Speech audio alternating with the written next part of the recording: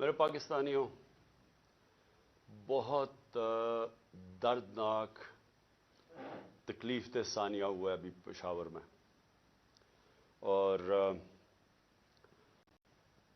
دہشت گردی کے اوپر پھر سے بات چیت شروع ہو گئی۔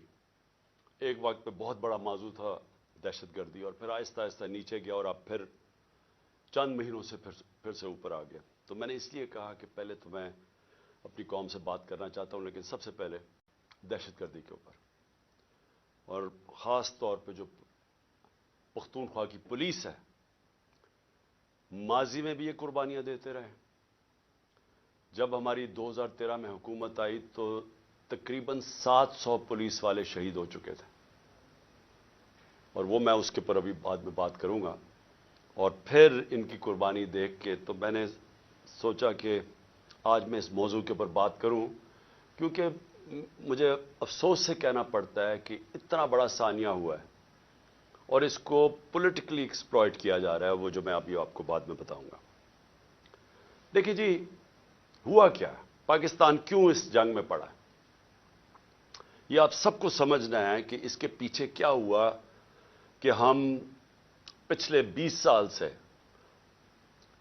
ایک عذاب میں پڑے ہوئے ہیں، اور بیچ میں پیریڈ آیا کہ جس میں دہشت گردی بالکل نیچے آ گئی۔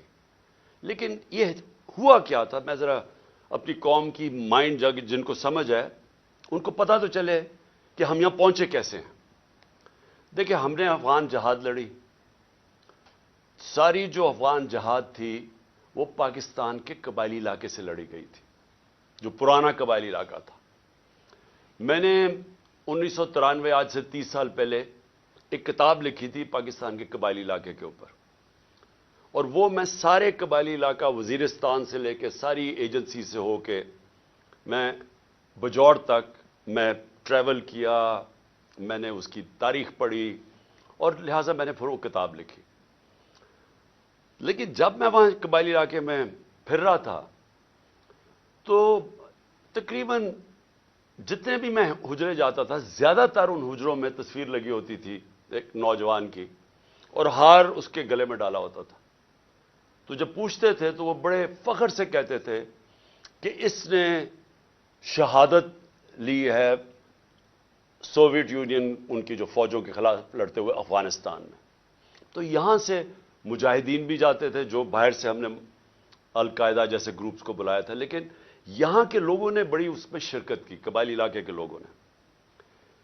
تو جب 2001 کے بعد جنرل مشرف نے فیصلہ کیا کہ ہم امریکہ کی جنگ میں شامل ہوں گے، میں یہ بار بار کہتا ہوں کہ یہ پروپیگنڈا سے کسی کی جنگ کو اپنی جنگ بنایا گیا۔ میں تب سے کہتا گیا ہوں کہ یہ ہماری جنگ نہیں تھی، اور اس کی دو وجوہات تھی۔ ایک، ہم نے پہلے کہا کہ افغانستان میں جو بھی فورن آکوپیشن ہوگی، اس وقت سوویت یونین تھی، ان کے خلاف لڑنا جہاد ہے۔ قوم نے بھی قبول کیا، ہم نے شرکت بھی کی، اور مجھے افسوس سے کہنا پڑتا ہے ہمیں پیسے بھی، ڈالرز بھی آئے اس سے۔ لیکن جب 2001 میں امریکہ اس کے بعد فیصلہ کرتا ہے افغانستان آنے میں، اور اب ہم اپنے لوگوں کو کہہ رہے ہیں، اپنی قوم کو بھی کہہ رہے ہیں، اور وہ لوگ جنہوں نے شرکت کی تھی افغان جہاد میں، وہ گروپس اور پھر وہ قبائلی علاقہ کے اندر جو لوگوں نے جس طرح میں نے آپ کو بتایا شہادتیں ہوئیں اس افغان جہاد میں، اب ہم ان کو کہہ رہے ہیں کہ نہیں جی، اب یہ دہشت گردی ہوگی اگر امریکیوں کے خلاف آپ فورن آکوپیشن کے خلاف آپ لڑیں گے۔ اس کا ایک سب کو پتا تھا کہ اس کا ایک بیک لیش آنا ہے، اس کا رد عمل آنا تھا۔ اور جب میری آپ سٹیٹمنٹس میں 2003 میں نیشنل اسمبلی میں بھی بولا، جب پاکستان نے فیصلہ کیا، جنرل مشرف نے اپنی پہلی دفعہ 1948 کے بعد جب قائد اعظم نے حکم کیا تھا کہ پاکستان کی فوج قبائلی علاقے سے واپس لے آؤ، یہ پہلی دفعہ جب مشرف نے فوج بھیجی وہاں 2003 میں، تو میں نے اسمبلی میں تقریر کی اور کہا کہ اگر آپ تاریخ پڑھ لیں قبائلی علاقے کی، اب کبھی یہ حماقت نہ کرتے، کیونکہ ہماری وہ فورس تھی وہاں، ہمیں کوئی فوج بھی نہیں رکھنے کی ضرورت تھی۔ وہاں پرامن علاقہ تھا، پاکستان سے بہت زیادہ قبائلی علاقہ پرامن تھا۔ جب فوج بھیجی، وہاں سے ہمارے مسئلے شروع ہوئے۔ وہ لوگ ان میں سے جن لوگوں نے شرکت کی تھی جو سمجھتے تھے کہ یہ امریکہ نے بڑا غلط کیا ہے افغانستان میں آ کے، وہ لوگ ادھر بہت بڑی ایک غصہ آیا. ان کو تو نہیں آپ کنونس کر سکتے کہ اب یہ جہاد نہیں دہشت گردی ہے. 2002 کا الیکشن ہوتا ہے، اور اگر کسی کو شک تھا کہ یہ سارا جو پشتون علاقہ ہے یہ بڑا ناراض تھا کہ امریکہ جب افغانستان گیا، تو سارے 2002 کے اندر پشتون علاقے نے ایم ایم اے کو ووٹ دی، کیونکہ ایم ایم اے واحد پارٹی تھی جو کہہ رہی تھی کہ بہت برا ہوا. دوسرا خیر میں تھا، میری تو پارٹی چھوٹی سی تھی. ہم کہتے رہے اور یہ ایم ایم اے بھی کہتے رہے کہ یہ بڑا غلط کیا امریکہ نے، کیونکہ افغانستان کے لوگوں کو کلیکٹو پنشمنٹ دینے کی کیا ضرورت تھی. القاعدہ ایک گروپ تھا، لیکن ایک پورے قوم کو سزا دینا تو ایک بڑا ایک اس کے خلاف پاکستان کے اندر بھی بڑا عوام نے یہ پسند نہیں کیا، اور کافی غصہ تھا لوگوں میں، خاص طور پہ پشتون بیلٹ میں، کیونکہ وہ انہوں نے کنیکشن جو پشتون اس طرف ہے اور اس کا دوسری طرف قبائلی علاقے کا تو بارڈر ہی کوئی نہیں ہوتا تھا، ڈیورن لینڈ تو تھی کچھ نہیں، تو وہاں سے تو آمد و رفت رہتی تھی دونوں طرف. تو اس کا ایک ری ایکشن آیا، اور ری ایکشن عوام نے پشتونوں نے بتا دیا 2002 میں کہ وہ اس جنگ کے خلاف ہے. انہوں نے ایم ایم اے کو ووٹ دی، کیونکہ دونوں پارٹیز تو ڈرتی ہیں، بات ہی نہیں کرتی تھی امریکہ کے خلاف. یہ تو امریکہ کو اپنا وہ آقا مانتی ہیں، تو یہ تو بولی نہیں. تو جو بول رہی تھی پارٹی ایم ایم اے، ان کو قوم نے ووٹ دی، سارے پشتونوں نے. تو پتہ چل گیا کہ قوم کدھر کھڑی ہے. اب وہاں سے شروع ہوئی، جیسے جیسے ہم پڑھتے گئے امریکہ کی جنگ میں، وہ پھر وہاں دہشت گردی، اس کا ری ایکشن آتا گیا. انہوں نے پاکستان کے خلاف جو پھر پہلی دفعہ 2004-05 میں ہم نے ٹی ٹی پی کا نام سنا. یہاں تو کوئی ملیٹنٹ طالبان نہیں تھے. جو جنگ لڑی تھی، جو اس طرف مجاہدین اور طالبان نے انہوں نے لڑی تھی سوویٹس کے اگینسٹ، تو یہاں تو کوئی ملیٹنسی نہیں تھی. تو آہستہ آہستہ پاکستان میں یہ دہشت گردی اور ملیٹنسی بڑھتی گئی. اور مجھے افسوس سے کہنا پڑتا ہے کہ میری طرح کے لوگ جب کہتے تھے کہ یہ بڑا غلط ہو رہا ہے، پاکستان کو نقصان ہو رہا ہے، مجھے طالبان خان کہا گیا. میں جب وہ امریکنوں کی جو افغانستان میں وہ کر رہے تھے، اس کو بار بار میں کہتا گیا کہ کوئی ملٹری سولوشن نہیں ہے، کیونکہ افغانستان کی اگر آپ تاریخ آپ پڑھ لیں تو آپ کو پتہ چلے گا کہ وہ کسی باہر والے کو ایکسیپٹ کرتے ہی نہیں ہیں. تو ادھر بھی کہتے گئے، تو وہاں اینٹی امریکن کا اور ہر قسم کی باتیں کی گئی. لیکن جو لوگ اس علاقے کو جانتے تھے، سب کو پتا تھا کہ یہاں جتنا آپ ادھر پڑھیں گے، ادھر مشکلات ملک کے لیے بڑھتی جائیں گی. اب میں آتا ہوں کہ یہ پھر فاسٹ فارورڈ کر لیں. اچھا، اس سے پہلے میں کہوں گا ڈرون اٹیکس ہونے شروع ہو گئے، اور یہ 2006 سے ڈرون اٹیک 4 سے 5 سے آہستہ آہستہ بڑھتے گئے. ڈرون اٹیکس کیا ہوتا تھا کہ وہاں جا کے اٹیک کرتے تھے قبائلی علاقے میں، وہاں زیادہ تر بے قصور لوگ مارے جاتے تھے. وہ کیا بدلہ کس سے لیتے تھے؟ وہ آ کے پاکستان کی سیکورٹی فورسز، پولیس کے خلاف بدلہ لیتے تھے. تو اس لیے میں نے ایک بہت واحد پولیٹیکل پارٹی جس نے ڈرونز کے خلاف دھرنا کیا، ہم نے پوری کیمپین کی، وزیرستان مارچ کی دھرنوں کے خلاف، یہ ڈرون اٹیکس کے خلاف. باقی یہ پارٹیز چپ کر کے بیٹھی ہوئی تھی اور ڈرتے تھے. آپ کو پتا ہے ان کے تو پیسے باہر پڑے ہوئے ہیں، تو وہ تو ڈرتے ہیں بولتے ہوئے. جب آپ کی دولت وہاں باہر پڑی ہو تو خوف آتا ہے ان سے. اس کے بعد کیا ہوا؟ ہماری گورنمنٹ آ گئی، پختونخوا میں گورنمنٹ آئی 2013 میں. ہماری پولیس بری طرح ان کی کیجولٹیز ہوئی تھی، وہ ڈیمورلائز تھی. ہم نے پولیس کے اوپر پوری ریفارمز کی گئیں. آئی جی درانی صاحب کو ہم نے یہاں سے لے کے گئے مرحوم، وہ آئے وہاں. ہم نے پولیس کو ریفارم کیا، پولیس کمانڈوز کی ٹریننگ کروائی، پہلی دفعہ پولیس کمانڈوز کو ڈیولپ کیا. اور ادھر سے پھر فائٹ بیک ہوئی، اور پختونخوا کی جو پولیس تھی وہ پھر کھڑی ہوئی اپنے پیر پہ. اور اتنی قربانیوں کے باوجود انہوں نے ان کے اینڈ میں دیکھیں کہ ساری قوم کھڑی ہوگی پختونخوا کی پولیس کے ساتھ، کیونکہ انہوں نے پھر قربانیاں دی اور روکا دہشت گردوں کو. لیکن اصل میں دہشت گردی لڑی جاتی ہے انٹیلیجنس ایجنسی سے، اور قوم کی سیکورٹی فورسز لڑتی ہے. اور قوم کی سیکورٹی فورسز نے اینڈ میں قربانیاں دی. پتہ نہیں 6000 ہمارے فوجی شہید ہو گئے، اور ٹوٹل پاکستان کی 80,000 پاکستانی اس جنگ میں ہلاک ہوئے.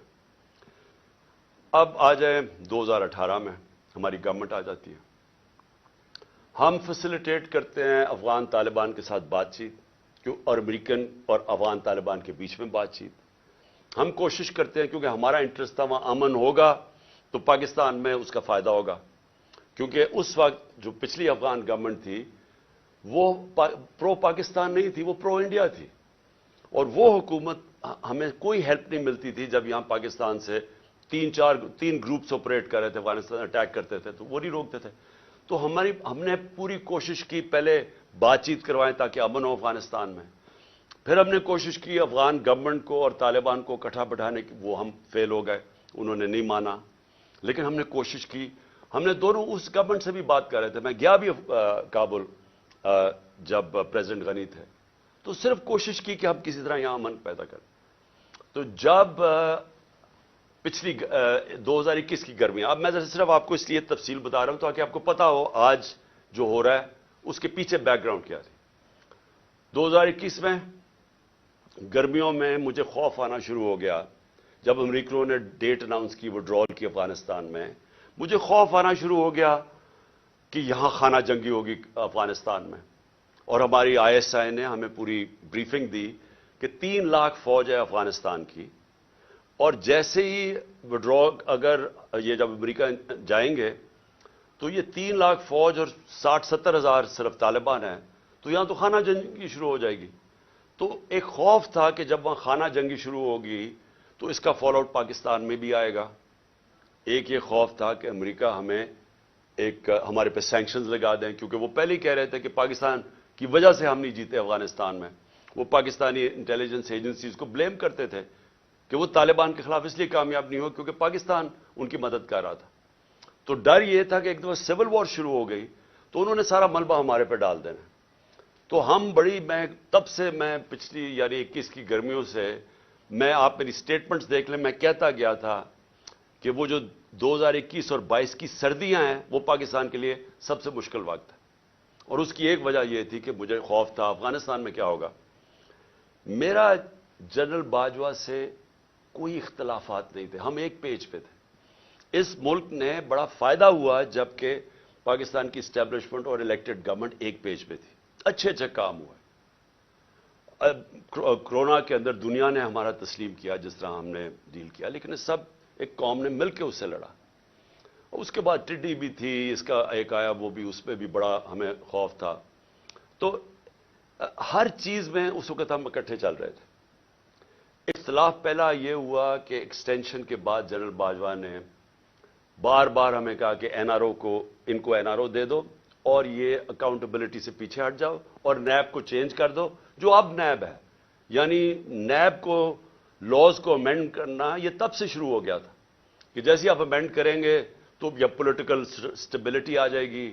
بیسکلی ان کو NRO دے دو, جو ہم نے ریفیوز کر دیا. میں نے میٹنگ بھی تھی, ایک ہوئی تھی جس میں میرے سینئر منسٹرز بیٹھے تھے, جنرل باجوہ نے یہ تجویز دی. ہم نے کام نہیں کرتے کیونکہ میں تو آیا پالیٹکس میں 26 سال پہلے تھا رول آف لا کے لیے اور انصاف, اور اگر انصاف نہیں ہوتا تو کرپشن ہوتی ہے. تو دوسرا اختلاف کدھر ہوا؟ دوسرا اختلاف ان سے ہوا جنرل فیض کے اوپر. اب میں آج ساری قوم کے سامنے رکھنا چاہتا ہوں جو حقائق کیا تھے. میرا جنرل فیض کو اس وقت میں سمجھتا تھا کہ کیونکہ 2021-22 کی سردیاں ہمارے لیے بڑی مشکل ہوں گی, میں چاہتا تھا کیونکہ افغانستان کا فال آؤٹ آنا تھا, میں یہ چاہ رہا تھا کہ ان کو یہ سردیوں تک جنرل فیض کو رکھا جائے. کیونکہ اگر سب سے مشکل ٹائم ہے تو جو سب سے ایکسپیرینسڈ آپ کا انٹیلیجنس کا چیف ہے اس کو ہونا چاہیے, آپ کا بیسٹ کھلاڑی ہونا چاہیے. مجھے تب سے خوف تھا دہشت گردی کا. میں نے بار بار جنرل باجوہ سے بھی بات کی, میں نے اپنی کیبنٹ کو بھی بتایا کہ سردیاں ہمارے لیے مشکل ہیں, کیونکہ ایک پوری تاریخ میں دیکھ رہا تھا, مجھے تو پوری بیک گراؤنڈ پتا ہے اس کی. اللہ نے کرم کرنا تھا ایک طرح ہمارے اوپر بھی اور افغانستان کے لوگوں کے اوپر کہ وہ جو امریکن جو ٹرین کیا ہوا تھا افغان فوج, اس نے ہتھیار ڈال دیے. پریزیڈنٹ غنی ملک سے چلا گیا افغانستان سے, ایک دم طالبان کی گورنمنٹ آ گئی, کوئی خانہ جنگی سے یہ سارا خطہ بچ گیا. اس نے, آپ کو اندازہ نہیں کہ پاکستان کے اوپر کتنا فائدہ ہوا اس کا. اگر خدا نہ خواستہ خانہ جنگی شروع ہو جاتی ہمیں سب سے بڑا نقصان ہونا تھا. اللہ نے کرم کیا, افغانستان کے لوگوں پہ ہمیں بھی بچا لیا. اب اس کے بعد کیا ہوا؟ پاکستان, کیونکہ ہم نے دعا کے ڈائلاگز جو امریکن اور طالبان کے تھے, ہم نے سب سے زیادہ اس میں پروموٹ کیا, اس کے اندر ہمارا سب سے بڑا کام تھا. تو ایک جو گورنمنٹ سب سے پہلے جس کے سب سے اچھے تعلقات تھے افغانستان میں, وہ پاکستان تھا. اور جو دنیا نے ایکنالج کیا کہ جو ایویکویشن ہوئی افغانستان میں, اس میں پاکستان نے سب سے بڑا رول پلے کیا, کیونکہ ہمارے تعلقات اچھے تھے. اور پھر شاہ محمود قریشی کو میں نے وہاں بھیجا, انہوں نے ان سے میٹنگز کی. ہماری کوشش یہ تھی کہ 2500 کلومیٹر کا ہمارا بارڈر ہے افغانستان کے ساتھ. ہمارے تعلقات اچھے ہوں گے تو یہ جو 3 قسم کے دہشت گرد پاکستان میں آپریٹ کر رہے تھے, BLA, TTP اور پھر آئسل, تو ہماری کوشش یہ تھی کہ ہم ان کے ساتھ اگر وہاں سٹیبل گورنمنٹ آ جائے تو پاکستان بچ جاتا ہے دہشت گردی سے. OIC کی منسٹرز کی میٹنگ کروائی غالباً دسمبر میرے خیال میں 2021 میں. افغانستان کو ٹاپک رکھا, دنیا کو بتایا کہ افغانستان کی سٹیبلٹی ضروری ہے, جس پہ ایک ہم نے اپنی وجہ بتائی کہ پاکستان میں دہشت گردی کنٹرول کرنے کے لیے سٹیبل افغانستان ضروری ہے. کانفرنس کروائی. اس کے بعد کیا ہوا کہ اس کے بعد بدقسمتی سے رجیم چینج آ گئی اور ہماری گورنمنٹ کو ہٹایا گیا. جب ہماری گورنمنٹ کو ہٹایا گیا تو اس سے پہلے ہماری میٹنگ ہوئی. میں نے جنرل باجوہ اور ISI چیف تھے, اب مجھے یہ نہیں یاد کہ اس وقت جنرل فیض آ گئے تھے یا یہ جنرل ندیم تھے, لیکن جنرل باجوہ تھے, اور میں نے اور ہم نے بیٹھ کے گفتگو کی کہ اب جب اپنی افغانستان میں ایک پرو پاکستان گورنمنٹ ہے, یعنی اینٹی نہیں ہے, کیونکہ غنی ایڈمنسٹریشن تو پاکستان کے خلاف تھی, جب وہ آ گئی ہے تو ہمیں کوشش کرنا چاہیے. اب جب طالبان, انہوں نے بھی کہہ دیا کہ اب ہم ان کو واپس بھیجنے لگے ہیں. اب 30 سے 40 ہزار طالبان فائٹرز اور ان کی فیملی افغانستان میں تھی. تو ہماری میٹنگ ہوئی اور ہم نے سوچا کہ اب ان کو کیا کرنا ہے. انہوں نے, وہ کہہ رہے ہیں کہ پاکستان آئے اب یہ واپس, اور وہ بیچ میں بھی پڑھنے لگے تھے کہ ہم کسی طرح بات چیت میں بھی وہ فیسیلیٹیٹ کریں. اب ڈسکشن یہ ہوئی, کیونکہ یہ جو سیکیورٹی ایشوز ہیں وہ تو ہم بات کر, جب ہماری بات ہوئی تو 2 ہمارے, خاص طور پہ 2 کی میں بات کر رہا ہوں, 3 جو ایک اور ہمارے بیوروکریٹ تھے جن کو قبائلی علاقے کا اندازہ تھا, جو سرو کر چکے تھے, اور ہمارے نور الحق قادری صاحب جو خیبر ایجنسی سے تھے, اور مراد جس نے ساری جو سوات کے اندر پورا آپریشن ہوا تھا طالبان. تو انہوں نے بیٹھ کے بڑا خدشہ بتایا کہ دیکھیں جب وہ آئیں گے تو ان کی سیٹلمنٹ کیسے ہوگی, کیونکہ بڑا مشکل ہوگا, لوگوں کی دشمنیاں ہیں, قتل کیے ہوئے ہیں آپس میں, اور انہوں نے, طالبان نے, تو وہ بڑی تشویش تھی.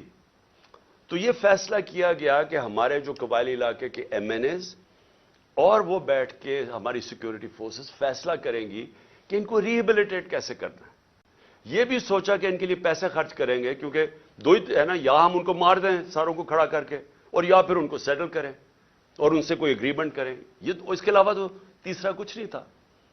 تو ہم نے ان سے یہ بات ہوئی, اور وہ بدقسمتی سے بات آگے بڑھی نہیں, کیونکہ اور چیزیں آ گئی, اور آپ سب جانتے ہیں رجیم چینج کے اندر اور چیزیں آ گئی. اس کے بعد ہماری گورنمنٹ چلی گئی. 2022 کی جون کے اندر ملاکنڈ کے اندر مسئلہ آ گیا, سوات کے اندر ایک دم طالبان کی وہاں کوئی آیا, اور وہ عوام کھڑی ہو گئی, ان کو بڑا کہ پھر سے وہی حال ہونے لگا جو کہ پہلے تھا, جدھر سوات کے لوگوں نے بڑی مشکل وقت گزارا. تو تب تشویش ہوئی, اور میں نے جون کے اندر پھر میٹنگ کی اپنے پختونخوا کے MNAs اور MPs کے ساتھ, KP ہاؤس کے اندر اسلام آباد میں میٹنگ کی, اور ان کو سب خدشہ تھا کہ یہ ایک نیا فینومینا پھر آ رہا ہے. یہ جو طالبان آ رہے ہیں وہاں سوات کے اندر جو ہو رہا ہے, اور پھر لیٹرز لوگوں کو آنے شروع ہو گیا کہ پیسے کے, اور پھر ہمارا ایک MP تھا, اس کو گولیاں لگیں وہاں دیر کے اندر. تو سب سے میٹنگ ہوئی اور ان کو خوف تھا کہ یہ ہو کیا رہا ہے. اور پھر ہم نے, کیونکہ ہماری گورنمنٹ تھی KP میں, ہم نے انہیں کہا کہ آپ بات کریں وہاں کے کور کمانڈر سے, اور کوئی اگریمنٹ کریں کہ یہ کیا ہو رہا ہے, یہ فینومینا کیا ہے, کیونکہ سمجھ نہیں آ رہی تھی. لیکن اس گورنمنٹ نے کوئی ان کو سمجھ نہیں تھی کرنا کیا ہے, نہ ہی ان کی کوئی توجہ تھی وہاں. انہوں نے جب جون میں وہاں سے خدشہ ہوا کہ یہ ہو رہا ہے, یہ کیا فینومینا ہے, کیونکہ بارڈر تو گورنمنٹ کے ہاتھ میں نہیں ہے پختونخوا کے. تو ان کے اندر کوئی کسی کو نہ سمجھ تھی نہ کسی کا انٹرسٹ تھا. عجیب عجیب سی ان کی مزاحیہ سٹیٹمنٹس آئیں اور وہ ایشو وہیں کا وہیں رہ گیا. اب یہ ایشو آہستہ آہستہ بڑھنا تھا اور اب جدھر یہ پہنچ گیا ہے مجھے اب ہوا کیا. جب پولیس پہ جب یہ اٹیک ہوا مسجد کے اندر تو ابھی وہ لوگ وہ بیچارے جو میں پھر سے آج سب کے سامنے ہم سب کو تکلیف ہے کہ جو جس طرح کی ہم نے وہ سینز دیکھے ہیں اور جس طرح وہ پولیس والوں کے اوپر ایک غصہ اور ایک غم طاری ہوا تھا وہ ہم نے دیکھا سب نے. تو سوال ابھی یہ پوچھا جائے کہ گورنر کے پی نے ابھی تو لوگوں قبروں میں دفن بھی نہیں کیا, ابھی تو لوگ تکلیف میں ہیں, ابھی تو انالیسس ہی نہیں ہوا کہ یہ ہوا کیا ہے. گورنر کے پی خط لکھ دیتا ہے کہ جی الیکشن کو ڈیلے کیا جائے, ملک صوبے کا صورتحال ٹھیک نہیں ہے. اب میرا یہ سوال ہے کہ جو لوگ یہ اب سمجھ رہے ہیں کہ یہ جو دہشت گردی بڑھائی جا رہی ہے اور جو پہلے سے بھی یہ پی ٹی آئی کی گورنمنٹ کے خلاف ہے اور یہ الیکشنز کو متاثر کر رہی ہے اور یہ الیکشنز ڈیلے کرنے کے لیے, تو گورنر نے تو خط سے یہی اسی طرف لوگوں کو جس کا نہیں بھی سوچتا وہ ادھر چلی گئی ہے. کیا یہ عقل ہے کہ جب تک آپ نے پوری طرح دیکھا ہی نہیں اور پتہ ہی نہیں آپ کو سیکیورٹی سچویشن کیا ہے, سیدھا بیٹھ کے کہہ دیا کہ الیکشن ڈیلے کرو. جو پرو گورنمنٹ کے تجزیہ نگار ہیں وہ بھی شروع ہو گئے کہ جی الیکشن ڈیلے کیا جائے. تو کچھ تو سوچ لیں کہ لوگوں کے اندر جدھر پہلے ہی خدشات ہے, ایک ٹرسٹ ڈیفیسٹ ہوا ہے کے پی کے اندر. پختونخوا کے لوگوں کو اعتماد چلا گیا ہے کہ یہ دہشت گردی ہے کیا. ہم سب جانتے ہیں کہ پی ٹی ایم کے کیا نعرے ہیں, اور جب پہلے سے خدشے ہیں تو یہ گورنر سٹیٹمنٹ دے رہا ہے کہ جناب الیکشن ڈیلے کر دیں. تو میرا سب سے بڑا سوال اب یہ کہ آج میں اس گورنمنٹ اور ان کے لوگوں سے پوچھنا چاہتا ہوں کہ جو ہمیں ذمہ دار ٹھہرا رہے ہیں, میں یہ پوچھنا چاہتا ہوں کہ میں اس کا تو جواب دے سکتا ہوں جب ہم اقتدار میں تھے. جب ہم اقتدار میں نہیں ہیں یہ کہنا کہ کیونکہ اس دور میں انہوں نے یہ کیا تو آج یہ ہو گیا. سوال یہ ہے کہ ہمارے دور میں کیوں نہیں ہوا. 2013 سے ہماری گورنمنٹ تھی پختونخوا جو سب سے بڑا صوبہ جو تباہی مچی, 2013 سے 18 تک ذرا دہشت گردی دیکھ لیں کہ پختونخوا میں کتنی ہوئی ہمارے دور میں, اور 2018 سے اب تک ہماری جب گورنمنٹ تھی مجھے یہ بتا دیں کتنی دہشت گردی تھی. تو آج ہمیں یہ کہا جا رہا ہے کہ جناب وہ کیونکہ انہوں نے پتہ نہیں کیا کہ آج دہشت گردی بڑھ گئی.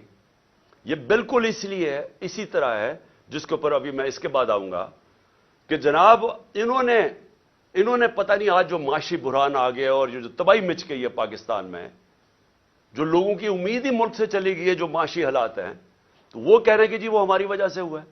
ہم اس کے ذمہ دار ہیں جو ہمارے دور میں ہوا ہے. جب ہم پاور میں نہیں ہیں ہمارے سے کیوں جواب پوچھ رہے ہیں. میں آج پھر سے میں بار بار کہتا رہوں گا, مجھے ان کا پتہ تھا کہ یہ نااہل اور کرپٹ لوگ, انہوں نے تو 30 سال حکومت کی اور ملک کو یہاں پہنچایا ہے. اور اب یہ کہنا کہ یہ جو جنرل باجوہ کی سوچ تھی کہ اب آ کے یہ ملک ٹھیک کر دیں گے, جو 17 سال میں سب سے بہتر پاکستان کی اکنامک پرفارمنس تھی, اس اکنامک پرفارمنس کے اوپر رجیم چینج کر کے ان کو لے آئے. میں بار بار جنرل باجوہ کو کہتا رہا اور میں نے واضح طور پہ شوکت ترین کو بھجوایا. میں اس لیے آپ کو کہوں گا کہ ہمیں پتا تھا یہ کیا ہونا ہے. میں ان کو جانتا ہوں 30 سال سے جو انہوں نے کیا پاکستان کے ساتھ, یہ جو قرضے چڑھے ہوئے ہیں جب سے یہ آئے ہیں, ذرا دیکھیں انہوں نے, یہ امیر ہوتے جاتے ہیں ملک مقروض ہوتا جاتا ہے. تو انہوں نے ملک کیسے ٹھیک کرنا تھا؟ جو ملک کو تباہی کی طرف لے کے جائے وہ ملک ٹھیک کیسے کر سکتا ہے؟ ان کے یہ جو نون لیگ کی 99 یہ گورنمنٹ چھوڑ کے گئے ہیں, ذرا دیکھ لیں کہ کیا حال تھا پاکستان کی معیشت کا, اور اب یہ جو 2018 میں چھوڑ کے گئے تب دیکھ لیں کیا حال تھا. تو اب ان کو جب ہمیں ہٹا کے ان کو لے کے آئے, انہوں نے اب ٹھیک کر دینا تھا ملک.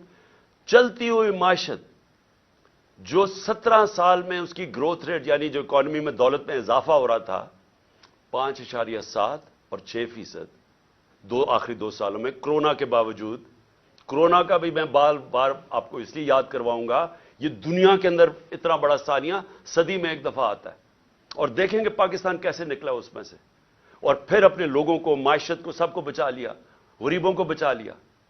اور ہم جب وہاں سے جب اس کو بتایا جنرل باجوہ کو کہ یہ نہ کامیاب ہونے دیں، اور اس لیے کامیاب نہ ہونے دیں کیونکہ یہ نہیں سنبھال سکیں گے، اور وہی ہوا، جیسے ہی آئے ملک نیچے جانا شروع ہو گیا۔ مجھے بتائیں کون سا اتنا بڑا عذاب آیا تھا؟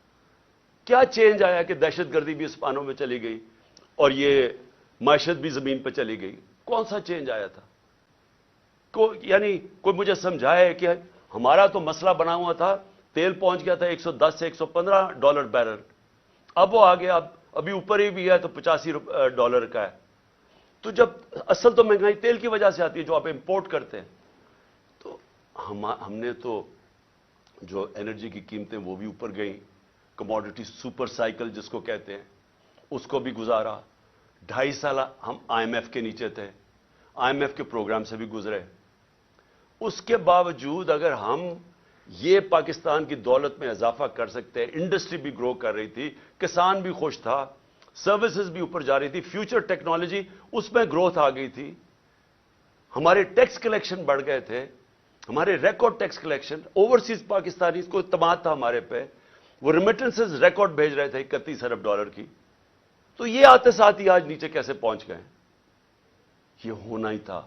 اور میں آپ کو صرف یہ بتانا چاہتا ہوں کہ آج ہم کدھر جا رہے ہیں۔ میرے سے وہ چیزیں پوچھیں جب میں اقتدار میں تھا، اگر یہ نہ ہٹاتے پھر ہم ذمہ دار تھے۔ اگر یہ نہ سازش کر کے، یہ جو شہباز شریف بولتا پھرتا ہے، کیوں آپ نے سازش کی تھی کہ اگر آپ کو اتنا خوف تھا، ہماری تیاری نہیں تھی، ملک کے حالات بہت برے تھے، ہمیں رہنے دیتے۔ 1 سال، 1.25 سال، 1.5 سال رہ گیا تھا، ہم ذمہ دار تھے۔ پھر ہم اس کے ذمہ دار کیسے ہو جو آپ آ کے ملک کا بیڑا غرق کر کے رکھ دیا ہے، ہر طرح ملک نیچے لے گئے ہیں۔ مجھے یہ ذرا یہ سمجھائیں کہ 90 روپیہ گرا ڈالر کے مقابلے میں، 90 روپے، کیا اس کے ہم ذمہ دار ہیں؟ یعنی کیا آپ مجھے صرف یہ سمجھا دیں کہ یہ جسٹیفائی کیسے کرتے ہیں کہ 90 روپے ڈالر کے مقابلے میں کم ہو گیا؟ 90 روپے پاکستان کی دولت، لوگوں کے پیسے کے اندر کمی آ گئی ہے۔ یعنی جب آپ ڈالر اوپر جاتا ہے تو آپ کے روپے کی جب قیمت نیچے جاتی ہے تو آپ کی خریدار کی قیمت نیچے چلی جاتی ہے، اس سے جو چیز آپ باہر سے امپورٹ کرتے ہیں وہ سب مہنگی ہو جاتی ہیں۔ اور اس کا جب اثر آئے گا، جب 90 روپے آپ گراتے ہیں، آپ گرتا ہے آپ کی نااہلی کی وجہ سے، اس کا اثر کدھر آ رہا ہے؟ ہر شعبے پہ اس کا اثر آ رہا ہے۔ سب سے پہلے مہنگائی، آج لوگوں کا سب سے بڑا مسئلہ مہنگائی بن چکا ہے۔ لوگ، تنخواہ دار لوگ آج سوچتے ہیں کہ ان کی تنخواہ میں کیسے گزارا ہوگا، اور ابھی پوری مہنگائی آئی نہیں ہے۔ ابھی تو اثر، یہ جو آخری 35 روپے گرے ہیں، ابھی اس کا اثر نہیں آیا۔ ابھی تو جو پٹرول اور تیل کی قیمتیں بڑھی ہیں، جو انہوں نے پٹرول اور ڈیزل بڑھایا ہے 35 روپے لیٹر، ابھی یہ اور بڑھنا ہے، کیونکہ جو روپیہ گرا ہے اس کا ابھی آپ کو اثر آئے گا، کیونکہ جو باہر سے چیزیں مہنگی ہوں گی۔ اور یہ کیسے مجھے بتا سکتے ہیں کہ 16 ارب ڈالر کے ریزرو چھوڑ کے گئے تھے، آج 3 ارب ڈالر کے تقریباً رہ گئے؟ تو کیا اس کی 9 مہینے میں یہ ہوا ہے؟ تو پھر سے میں کہتا ہوں، کون سی قیامت آئی تھی کہ ملک کو یہاں پہنچا دیا؟ اور میں عوام کو بتانا چاہتا ہوں کہ ابھی جو مہنگائی ہے ہمارے دور میں، جو کہ عوام کو، لوگوں کو افیکٹ کرتی ہے، اسے کہتے ہیں سینسٹیو پرائس انڈیکس۔ کھانے پینے کی چیزیں جو گھروں میں، آپ کی کچن میں، آپ کو جو عام لوگ، جو سفید پوش، جو تنخواہ دار، جس کو لوور مڈل کلاس کہتے ہیں، جو مزدور ہیں، ان کو سب سے زیادہ افیکٹ کرتی ہے، جس کو کہتے ہیں SPI، سینسٹیو پرائس انڈیکس۔ ہمارے دور میں 16% تھی، آج وہ پہنچ گئی ہے تقریباً 40%، اور یہاں رکنے نہیں لگی، کیونکہ ابھی اس کا پورا اثر آیا نہیں ہے جو روپیہ ہمارا اتنی تیزی سے گرا ہے۔ اس کا مطلب چیزیں جب اور مہنگی ہوتی جائیں گی، یہ لوگوں کے لیے اور مہنگائی بڑھتی جائے گی۔ اس کے بعد یہ صرف یہ یہ تیل اور ڈیزل نہیں بڑھا اور اس کا بھی اثر آئے گا. گیس بڑھنے والی ہے, بجلی بڑھنے والی ہے. بجلی یہ دگنی کر چکے ہیں, ہمارے جانے کے بعد دگنی اس سے زیادہ بڑھنے والی ہے. اور جو ہمارے قرضے ہیں, 9 مہینے میں ہمارے قرضے کتنے بڑھے ہیں؟ 10,000 ارب روپیہ. 10 ٹریلین روپے ہمارے قرضے بڑھ چکے ہیں جب سے یہ آئے. اور انہوں نے کیا کیا؟ ایک کارنامہ کیا, اپنے سارے کرپشن کے کیسز ختم کر دیے. عوام کا انہوں نے جو حال کیا وہ آپ سب کے سامنے ہے. عوام کو دھکیل دیا ادھر جدھر 8 لاکھ ہمارے پروفیشنلز ملک چھوڑ کے چلے گئے ہیں, امید کھو بیٹھے ہیں. عوام ادھر پسی ہوئی ہے اور انہوں نے 1100 ارب روپے کے اپنے کرپشن کیس ختم کیے. ان کو نہ فکر تھی دہشت گردی کی, نہ انہوں نے اس کے اوپر ٹائم لگایا. معیشت کی ان کو سمجھ نہیں تھی, اور یہ جو ان کی نااہلی تھی وہ سامنے آ گئی ہے. اور اپنا صرف جدر کامیابی سے جس کام کے لیے آئے تھے اپنے سارے کرپشن کے کیس ختم کر دیے, جس کو ہم NRO2 کہتے ہیں. جو ملک سے ایک غداری کی تھی جنرل مشرف نے جب ان کی چوروں کی بڑی چوری معاف کی تھی 2008 میں, اور ایک یہ دوسری جنرل باجوہ نے یہ جو ان کو NRO2 دیا ہے, یہ سب سے بڑی غداری ہے کہ آج دروازے کھول دیے ہیں بڑی چوری کے, وائٹ کالر کرائم کے دروازے کھول دیے ہیں, کیونکہ نیب تو انہوں نے ختم کر دی ہے, FIA ختم کر دی ہے. ان کا صرف کام ہے سیاسی انتقام لینا. اور میں جو تیسری آج چیز بات کرنا چاہتا ہوں, 3 چیزوں پہ میں نے آج بات کرنی تھی. پہلے دہشت گردی پہ کہ وہ ہمیں ذمہ دار ٹھہرا رہے ہیں, اور دوسرا یہ معیشت پہ وہ نیچے گئے وہ ہمیں ذمہ دار ٹھہرا رہے ہیں. نہیں اتنی سازش کرنی تھی, اگر نئی کیپبلٹی تھی تو نہ کرتے. تو آج آ کے آپ اپنی چوری معاف کروا لیں, لیکن جو سارا ملک نے تباہی کیا وہ ہمارے پہ ڈال دیں. جو تیسری چیز ہے وہ اسی وجہ سے وہ ہے الیکشنز. اب میں یہ بتاؤں کہ ہماری پنجاب اور پختونخوا میں حکومتیں تھیں, 66% پاکستان ہمارے نیچے تھا. ہم نے پہلی دفعہ اس ملک کی تاریخ میں اپنی 2 گورنمنٹس کو ڈیزالو کیا, اپنی گورنمنٹس چھوڑی. ہم نے کیوں چھوڑی؟ اب ہمیں کوئی ضرورت نہیں تھی, کسی نے بندوق نہیں رکھی تھی ہماری گورنمنٹ کرانے کے لیے. ہم نے اس لیے چھوڑی کیونکہ ہم سب کو خوف آ رہا ہے پاکستان کا. یہ جو تباہی کی طرف یہ لے کے جا رہے ہیں, اور مجھے خوف ہے کہ آگے اور ہم نے کتنا نیچے جانا ہے. IMF مل بھی گئی تو وہ بھی کینسر کا علاج ڈسپلن سے ہوگا. خوف یہ تھا کہ اگر یہ زیادہ, اور ان کا کوئی الیکشن کروانے کا سوچ نہیں. یہ بھی واضح ہو جانا چاہیے کہ اتنی جلدی انہوں نے پشاور کے ثانیہ کو استعمال کیا ہے کہ کس طرح الیکشن ڈیلے ہو جائے. ان کا الیکشن اس سال کروانے کا بھی نہیں تھا پلان, یہ آگے لے کے جانا چاہتے ہیں. اور ان کی پوری کوشش یہ ہے کہ کسی نہ کسی طرح یہ تب الیکشن کروائیں جب یہ سمجھیں کہ تحریک انصاف ختم ہو چکی ہے. یہ ان کا پلان ہے. اور ہم نے اس لیے یہ الیکشن کا فیصلہ کیا, اور ہم نے یہ سوچا کہ کس طرح ہم الیکشن کروا سکتے ہیں. ہم نے کہا اپنی گورنمنٹ سے نکل جاتے ہیں, اور ہم نے آئین کو سامنے رکھتے ہوئے یہ فیصلہ کیا. آئین کے اندر بڑا واضح ہے, اس میں کوئی ابہام نہیں ہے, کوئی بھی اس کے خلاف نہیں جا سکتا. آرٹیکل 105 آئین کا واضح طور پہ کہتا ہے کہ جب اسمبلیز ڈیزالو ہوں گی تو 90 دن اور اس سے کم میں الیکشن ہوگا. کوئی ifs and buts نہیں ہے اس میں. یہ ہم نے قربانی اس لیے دی کہ ہم سے یہ سمجھتے تھے کہ یہاں ایک ہی طریقہ ہے کہ ایک دفعہ پنجاب اور پختونخوا میں الیکشن ہو گیا تو مجبوراً 66% پاکستان میں الیکشن ہوگا, مطلب سارے ملک میں ہو جائے گا. تو ہم نے تو اس لیے دی. اب یہ اس سے بھاگ رہے ہیں, سب مل کے اب کوشش کر رہے ہیں کہ کسی نہ کسی طرح اس سے باہر نکلیں. اب میں سارے پاکستانی کو بتانا چاہتا ہوں, اپنی ساری لیگل کمیونٹی کو بتانا چاہتا ہوں, اپنے وکلا اور اپنی عدلیہ کو بتانا چاہتا ہوں کہ جتنا بڑا یہ نقصان پہنچے گا اگر یہ کامیاب ہوگا 90 ڈیز سے آگے لے جانے کی, یہ وہی ہوگا لینڈ مارک جو کہ ایک دفعہ जस्टिस मुनीर ने इस मुल्क के अंदर रूल ऑफ लॉ को ख़त्म करके डॉक्ट्रिन ऑफ नेसेसिटी लेके आए थे। वो कोई नहीं भूला आज तक। कोई वजह नहीं है कि 90 डेज से आगे लेके जाएं।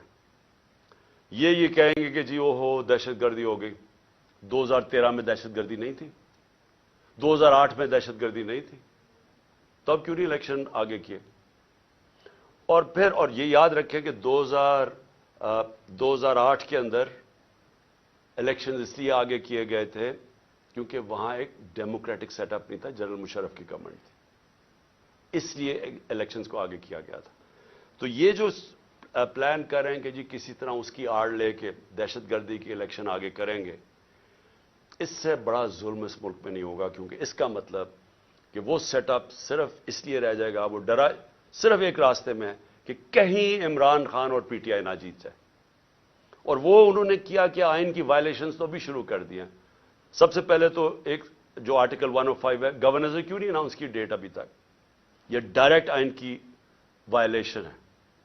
जो भी 90 डेज से आगे लेके जाएगा उसके ऊपर आर्टिकल 6 लगेगा। और दूसरी चीज जो इन्होंने केयर टेकर गवर्नमेंट्स बनाई है, ये बिल्कुल पाकिस्तान के आइन की वायलेशन है।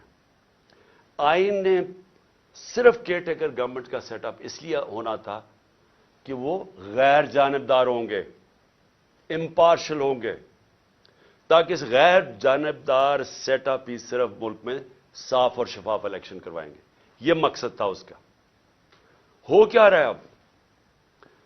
वो हुकूमतें आ गई हैं पख्तूनख्वा में और यहां पंजाब में, जो ये नहीं कि वो सिर्फ गैर जानिबदार नहीं है, वो सख्त हमारे खिलाफ हैं। अभी से सारे कदम उठाने शुरू हो गए हैं, जो कि ये शहबाज शरीफ की हुकूमत भी ना थोड़ा सोच समझ के करती, क्योंकि जल्दी में है। अभी से हमारे ऊपर केसेस कदम जो फवाद चौधरी से उन्होंने किया, और फवाद चौधरी से क्यों किया? फवाद चौधरी का ये बताने की कोशिश कर रहे हैं कि हम इस तरह आपको जलील करेंगे। हथकड़ियां, वो कोई दहशतगर्द था, उसके मुंह पर कपड़ा डाल के लेके आ रहे हैं, उसको कमरे में यानी इतनी सर्दी के अंदर उसको कमरे में जमीन पे उसको सुलवा रहे हैं। वहां कौन सा जुर्म किया उसने? आजम स्वाति से पहले यह किया, शहबाज गिल से पहले यह किया। ये लोगों को डरा रहे हैं कि ये हम कर देंगे आपके, ताकि आप चुप करके किसी ना किसी तरह हाथ खड़े करके तो इन नून लीग को इलेक्शन जीतते जाए। और तब तक ये नहीं करेंगे जब तक ये समझेंगे कि इन्होंने ये केयर टेकर लेके इसलिए आए हैं, हमारे ऊपर तशद्दुद करें, केसेस करें, जेलों में डालें, डराएं धमकाएं, FIRs करें, करप्शन केसेस करें। परवेज लाई के घर पुलिस भेज दी कल, कितनी गाड़ियां चली गई वहां उसके ऊपर। हमारे वो वर्कर्स के उनको पुलिस बुला के हरासा करना शुरू हो गया कि तुम्हारे केसेस करेंगे, उनको टेलीफोन कर रहे हैं। तो क्या ये केयर टेकर करती है? क्या पाकिस्तान की तारीख में कभी केयर टेकर ने ऐसी हरकतें की हैं? मेरी JIT, अब जरा ये सुन लें, मेरी जो JIT बनाई हुई है, जो मेरे ऊपर कातलाना हमला हुआ, ये सोचें कि वो अभी नोटिफाइड है, पंजाब गवर्नमेंट ने नोटिफाई की हुई है वो JIT। उसको आते साथ ही सारे उसको नॉन फंक्शनल कर दिया, उसके रिकॉर्ड सील कर दिए। किस चीज का खौफ है? पहले वो 2 DPO गुजरात और ये जो CTD का SSP था, वो कॉर्पोरेट, वो हमारे नीचे ऑफिसर्स काम कर रहे हैं, वो पंजाब गवर्नमेंट की बनाई हुई JIT से वो कहते जी हम जवाब देनी है। उनको कहा फोन पकड़ाएं जिन्होंने आपने वीडियोस बनाई हुई हैं, नहीं जी हम नहीं देते। उन्हें कहा JIT के सामने, हम नहीं आते। कौन इनके पीछे है? कौन इतना ताकतवर है कि पंजाब पुलिस इतनी कॉन्फिडेंट हो जाए, इतना उसको इत्मीनान हो कि उनके पास कोई ताकतवर उनके फोर्सेस है कि एक्स प्राइम मिनिस्टर बड़ी पार्टी का हेड अपनी FIR ना कटवा सके अपने सूबे में। और फिर जिनको खौफ है, वो जो ताकतवर लोग जिनको खौफ है कि कोई चीजें ना सामने आ जाएं JIT की, वो सारे ताकतवर लोग पूरी कोशिश करें सैबोटाज करने की। लेकिन सैबोटाज करने से पहले क्या चीजें सामने आ गई हैं? पहले मैं ये जरा आपको 2 चीजें बता दूं कि पहले तो 16 दिसंबर को JIT ने जो फोरेंसिक रिपोर्ट दी थी अदालत में, उसमें क्या चीज आई? 2 शूटर थे। उन्होंने ये एस्टेब्लिश कर दिया कि दो बंदूक वाले थे जिन्होंने गोलियां चलाई। वो 16 दिसंबर की आ गई। अब 3 जनवरी की जो फोरेंसिक रिपोर्ट है, जो अदालत में अब गई है, अभी गई है अदालत के अंदर, ये अदालत में जमा हो गई है। इसने एस्टेब्लिश किया है कि 3 शूटर थे। सो जो सारा बनाया हुआ था कि जी एक दीनी इंतहा पसंद है जिसने कहा मैं अकेला हूं, उसको पढ़ा के भेजा था पहली स्टेटमेंट मैं अकेला हूं, तो पहले तो यह साबित हो गया कि 3 शूटर थे। तो सारी जो साजिश थी वो सामने आ गई। और 3 शूटर इस तरह थे कि उसकी गोलियां जो हम कह रहे थे, जो मैं भी कह रहा था कि ऊपर से मेरे गोली, छत से गोलियां, उनके गोलियों के खोल मिल गए जो इन्होंने आइडेंटिफाई किया जीआईटी ने, जो कि अब अदालत में जमा करवा दी। तो सवाल मेरा ये फिर से बनता है कि क्या एक केयरटेकर गवर्नमेंट जिसका काम ही ये नहीं है, जिसका काम ये था कि वो सिर्फ और सिर्फ इलेक्शन करवाए, वो इंटरफेयर कर रही है जीआईटी में? कौन है इनके पीछे? कौन है ये इनको जो एडवाइस कर रहा है कि सारे जो ऑफिसर्स यहां लगवाए जाएं वो सारे एंटी पीटीआई हों? उन ऑफिसर्स को लगाया जा रहा है जिन्होंने 25 मई में हमारे ऊपर जुल्म किया था। हमने 22, सिर्फ सारी पंजाब की फोर्स से हमने 22 लोगों के नाम दिए थे कि इनको आपको नहीं लगाना चाहिए, ये सख्त हमारे तहरीक इंसाफ के खिलाफ है, इन्होंने हमारे अगेंस्ट एक्शन लिया था। उनमें से 13 को लगा चुके हैं, 22 में से 13 लग गए और बाकी लगने वाले हैं। कौन सी केयरटेकर गवर्नमेंट ने पाकिस्तान की तारीख में यह किया है? और मैं एक और भी बात करना चाहता हूं, क्योंकि ये मेरे ऊपर जो कातलाना हमला हुआ था, एक क़यामत की निशानी आ गई है। आसिफ जरदारी ने मेरे ऊपर हर्जाना कर दिया, डेफेमेशन कर दिए। डेफेमेशन का क्या मतलब होता है? कि मेरी रेपुटेशन को नुकसान पहुंचाया गया है, इसलिए मैं अदालत में जा रहा हूं। आसिफ जरदारी साहब, सबसे पहले जब यह अदालत में केस जाएगा, मैं तो बड़ा शुक्र कर रहा हूं कि आप अदालत में आएंगे। सबसे पहले वो आपसे पूछेंगे क्या आपकी कोई रेपुटेशन है जो खराब हुई है, उसको नुकसान पहुंच सकता है। सारी दुनिया में मजमून आपको दिखाएंगे पहले कि मिस्टर 10% आपका नाम रखा गया था, कि हर चीज के ऊपर पैसे बनाते थे। सिंध के लोगों से पूछें कि क्या जुल्म का निजाम आपने वहां रखा हुआ है। कुरान पे हाथ रख के बताएं कि आपने अब तक कितने लोग मरवा चुके हैं। वो जज का जो नाम आपके ऊपर आता है, बताएं ना लोगों को कि आपने क्या क्या किया अपनी माजी में, किस तरह की दहशत फैलाई हुई है आपने सिंध के अंदर। मैं तो शुक्र कर रहा हूं कि मेरे ऊपर हर्जाना करें आप। और फिर क्या ये, जब मैं कह रहा था कि मेरे ऊपर हमला होने वाला है, ये जो जीआईटी की रिपोर्ट के सामने कि एक दीनी इंतहा पसंद के नाम पे मुझे कत्ल करेंगे, तो क्या किसी ने राइटिंग में दिया था कॉन्ट्रैक्ट? मुझे पता चल ही गया था ना कहीं से, तो मैं इसलिए बोल रहा था तब, और जलसों में कह रहा था कि करने वाले हैं। उससे पहले भी एक प्लान बनाया हुआ था, ये प्लान बी बना था। तो कोई मुझे राइटिंग में तो किसी ने नहीं कहा था कि आप सबूत दें जी। मुझे इंफॉर्मेशन मिली थी तो मैंने कहा था, और वो सारी इंफॉर्मेशन साबित हो रही है। ये जो जीआईटी में कवर अप करने की कोशिश हो रही है, ये ताकतवर लोग अपने आप को बचा रहे हैं, इसलिए वो खौफजदा है कि कहीं सच ना सामने आ जाए। और ये जो आसिफ जरदारी आपने जो गेम की है, ये एक स्प्लिटर ग्रुप है दहशतगर्दों का। और मेरी इंफॉर्मेशन इतनी सॉलिड है, वो इतनी सॉलिड है कि वो उसमें जो जो मुझे डिटेल्स पता है कि कौन से वो एजेंसीज के ऑफिसर्स उसके साथ, आपके साथ मिले हुए हैं जिन्होंने प्लान किया है। पहले था एक कत्ल का प्लान है, उसको मैंने जब 4 नाम मैंने टेप पे रिकॉर्ड करके मुल्क से बाहर पहुंचा दिए, मुझे कुछ होगा वो नाम आ जाएंगे। फिर प्लान बी बना जिसमें 3 लोग मुलव्विस थे, उसका मैंने सीधी तरह, और उसकी एफआईआर, उसकी क्यों कि एफआईआर नहीं हुई, इसी से साबित होता है कि वो तीनों मुलव्विस थे। क्योंकि मेरी राइट है, ये तो मेरा हक है कि एफआईआर, मेरे ऊपर कातलाना हमला हुआ, मुझे इजाजत होनी चाहिए थी। इन्वेस्टिगेशन में अपने आप को साबित कर लेते हैं। और ये जो तीसरा है, जो ये प्लान इन्होंने किया हुआ है, अब ये दहशतगर्दी के नाम पे होगा कि पहले तो दीनी इंतहा पसंद ना, सलमान तसीफ टाइप मर्डर, अब ये होगा कि जी दहशतगर्दी मुल्क में आ गई है, تو جی دہشت گرد کا خودکش حملہ ہو گیا اور عمران خان کو مار دیا.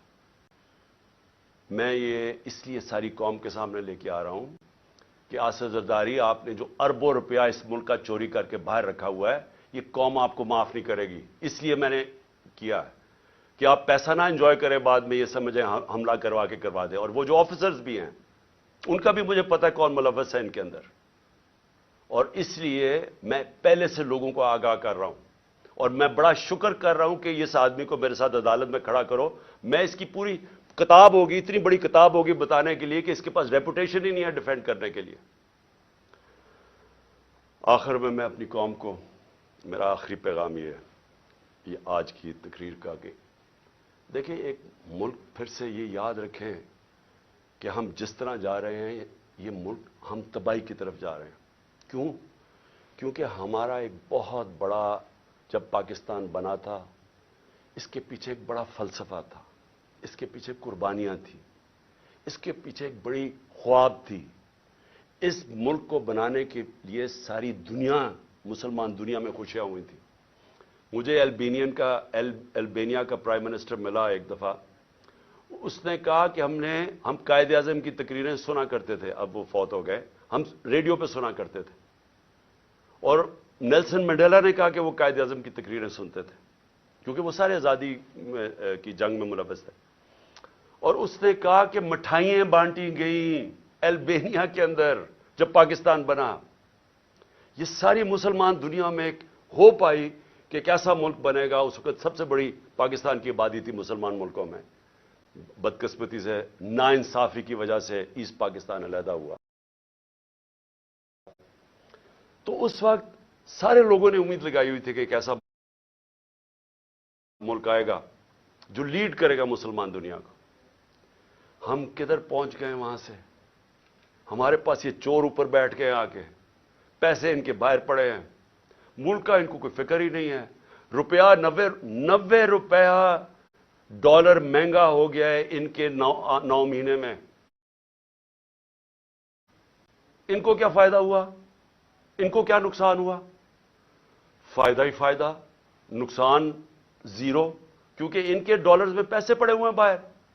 ان کے تو ڈالر اور ان کی ویلیو اوپر چلے گی. انہوں نے تو پیسہ باہر رکھا ہوا ہے، ان کو تو فائدہ ہو گیا.